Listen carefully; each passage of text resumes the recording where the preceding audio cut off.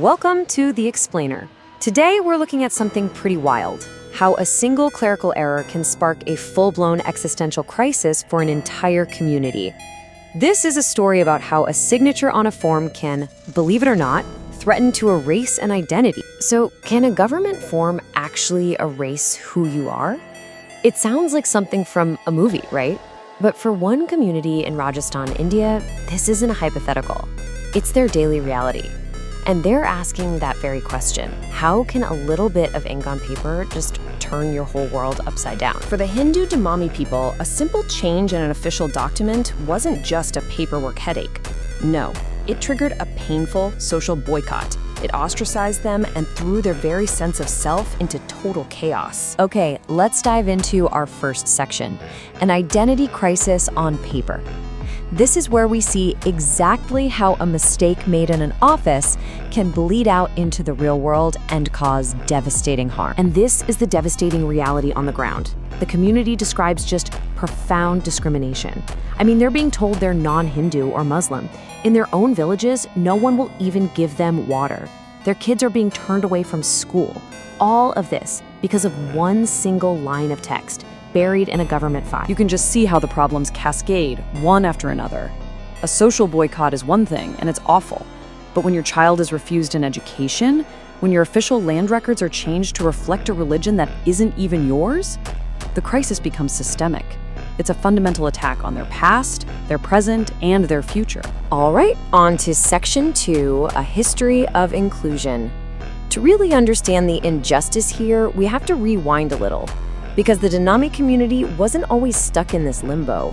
Their status was officially recognized for decades. First, a quick primer on a term that's central to this story, OBC. It stands for Other Backward Class. It's a government designation for communities that have faced social or educational disadvantages. And this classification is absolutely crucial because it provides access to affirmative action programs, like reservations in education and government jobs. And their history with this is clear. The Damami Nagarchi community was added to the central government's OBC list way back in 1994. It was reaffirmed in 97 and then formally added to the state list in 99. For years, their status was established, solid, and totally undisputed. So what happened? Let's get to Section 3, the 2013 religious divide. This is the moment everything changed. A single government notification created a religious divide on paper where one just didn't exist in the real world. And this is the document right at the heart of the problem. Notification number 68254, issued on September 13, 2013. This one piece of paper would go on to redefine the entire Damami community in the eyes of the state. And here's the change that caused all the trouble. Before 2013, they were a single, unified community on the list. Simple. After 2013, the government moved their name and put it under a subcategory for Muslim communities. In one fell swoop, the very existence of Hindu Damamis was, well, administratively erased. The fallout was immediate.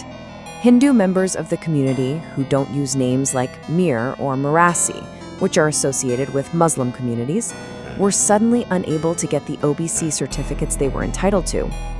Bureaucrats would just look at the new list, see that Muslim subcategory, and tell them they didn't qualify. Now, the government did eventually try to fix this. But as we're about to see, the attempt to correct the error just ended up adding another layer of confusion to the whole mess. Then, in February 2018, it looked like there was a breakthrough.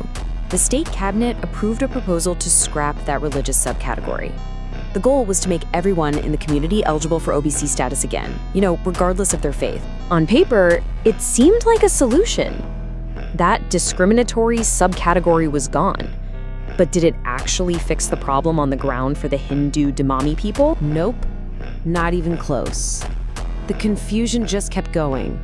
Certificates were still being issued with this bizarre non-Hindu label. Local officials, who didn't know the details, kept mixing up the Hindu Damami community with the Muslim Marasi community.